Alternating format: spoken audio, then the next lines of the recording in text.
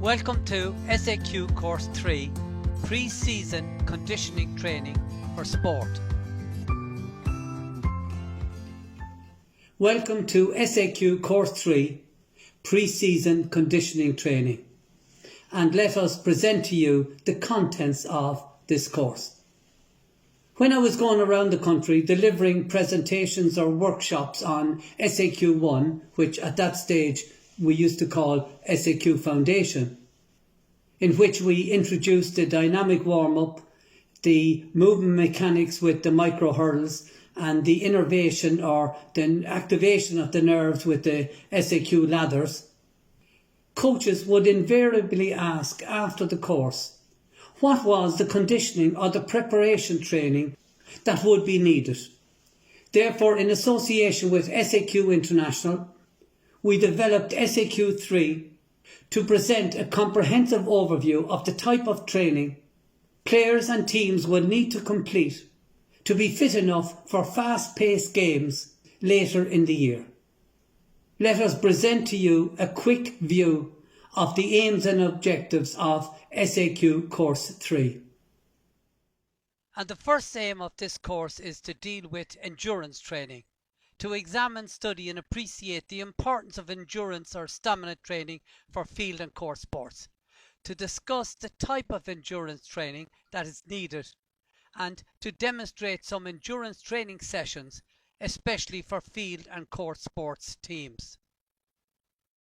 And the second aim of the course deals with strength training.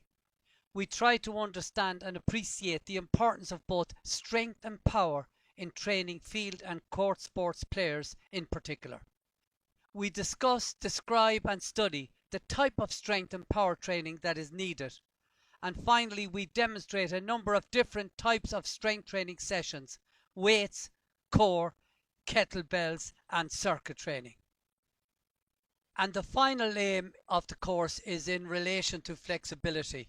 We want to examine, study and appreciate the importance of flexibility and mobility for all athletes and players irrespective of their sport. We will try and understand, appreciate and we will demonstrate for you how best to develop flexibility. And we will discuss, examine and demonstrate a session of stretching exercises that one can use to develop flexibility. We said that when one goes coaching, one has a toolbox. And in SAQ Course 1, these are the three implements that we studied. In SAQ 2, we studied these three elements. And now in SAQ 3, we study multi-sprint stamina, speed repeatability, strength, core stability, flexibility, and we look quickly at an aerobic cool down. And now it is time to take a closer look at the contents of SAQ 3. The design or layout of the course content has three sections: endurance, strength and flexibility development of the athlete or the player. Section 1 is devoted to stamina or endurance training and is made up of a lecture and a workshop. And the lecture is called The Concept of Pre-Season Conditioning Training, and the workshop is based on endurance training and endurance training sessions. And in lecture 1, the four main phases of training are discussed in great detail. Phase 1 is the recovery and transition phase from the previous year. Phase 2 is the pre-season phase.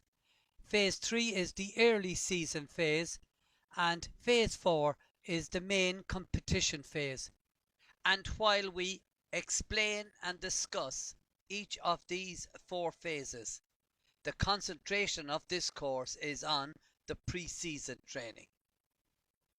In the lecture, we look at the importance of understanding the need for anatomical adaptation, which is the progressive adaptation of the athlete or the player's body to be ready to train. And we set out planning the pre-season program. Also, in a section of the lecture, we examined some motion analysis studies on soccer, rugby and hurling. in order to try and determine the demands of the game has on players. And we then explain how this information can be used to help us design the number of runs and the distances of the runs that are needed to develop the endurance needs or the endurance requirements of the players. And then the lecture goes on to examine the physical activities the players engaged in off the ball and when they're on the ball. And we examine the needs these activities place on the fitness needs of the players. And here we have a sample diagram from lecture 1. And with it we include the accompanying dialogue. And if we look at a diagrammatic representation of physical fitness and conditioning, we can see the athlete or player standing on the left, about to start a new yearly training program. The door to performance and success is open at the top of the steps. It represents the status of physical fitness the player aims to reach, or in the case of the coach, the aim his or her training program hopes that the athletes or players will reach. The steps represent the conditioning process or the training program that the coach prescribes and uses and hopes will be sufficient to reach the desired training status at the end of the year.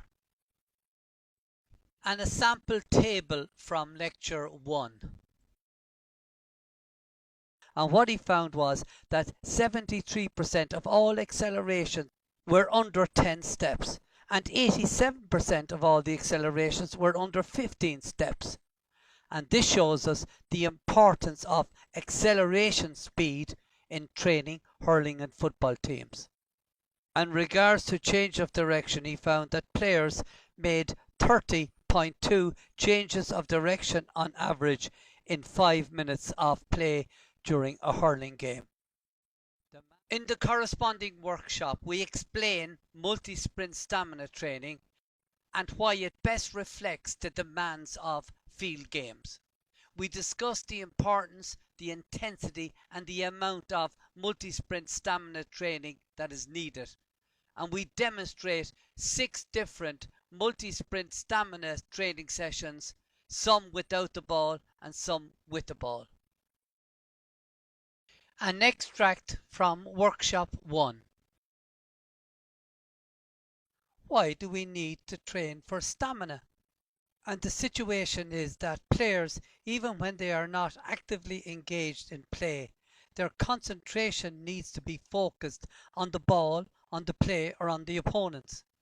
They can suddenly become inconsistently but irregularly engaged in random high-intensity activities.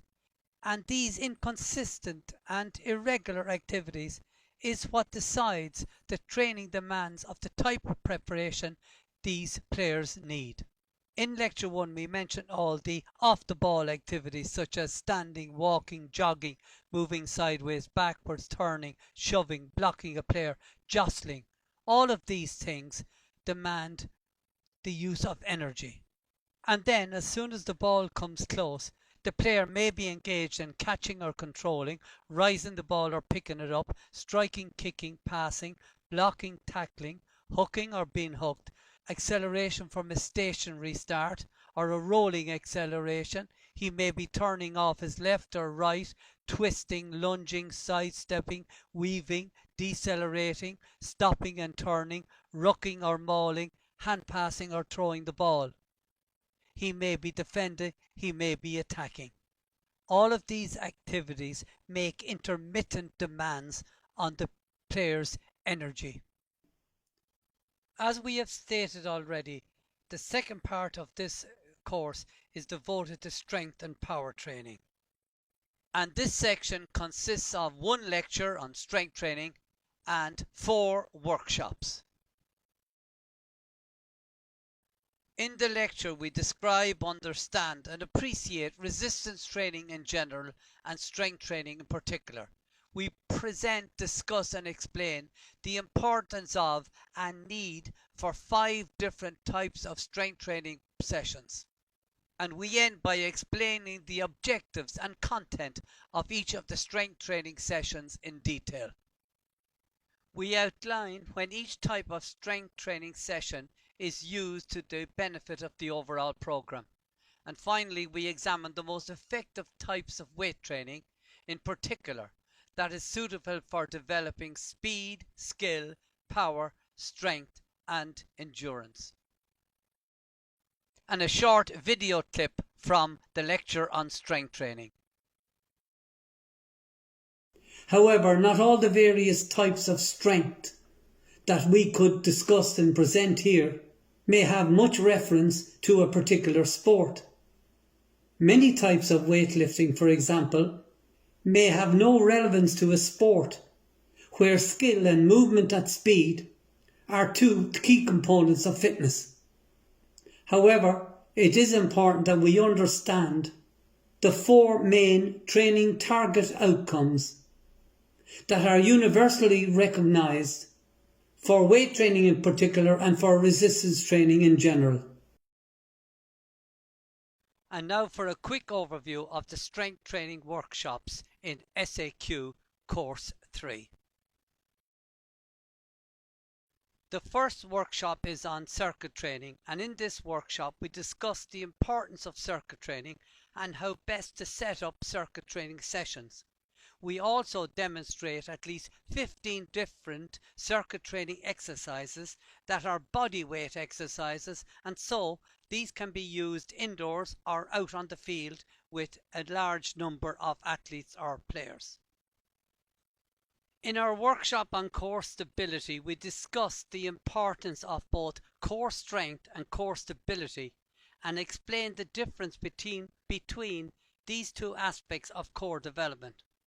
In the first training session, we present a full session of ground core exercises designed to develop core strength.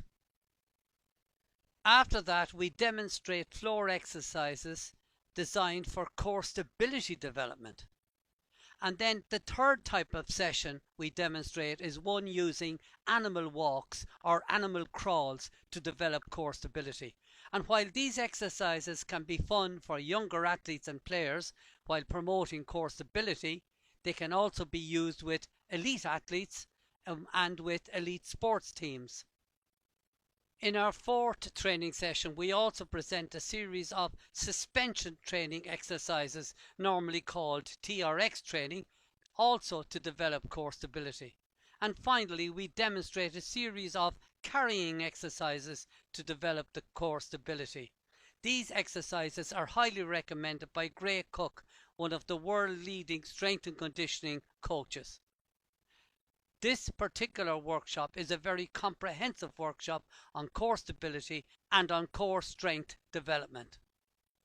In our workshop on weight training, while we discuss the importance of weight training in general and of Olympic and free weight lifting in particular, we also present 5 different types of weight training sessions needed to ensure a complete yearly program for athletes and for sports teams. And our first session is a weight training session that can be used with beginners. The second session we demonstrate is a full hypertrophy training session which is aimed to develop muscle mass or to build muscle. The third session is a session of weight training that develops strength. The fourth session is designed to develop power, speed or rate of force development. And the final session is a session to develop muscular endurance or strength endurance.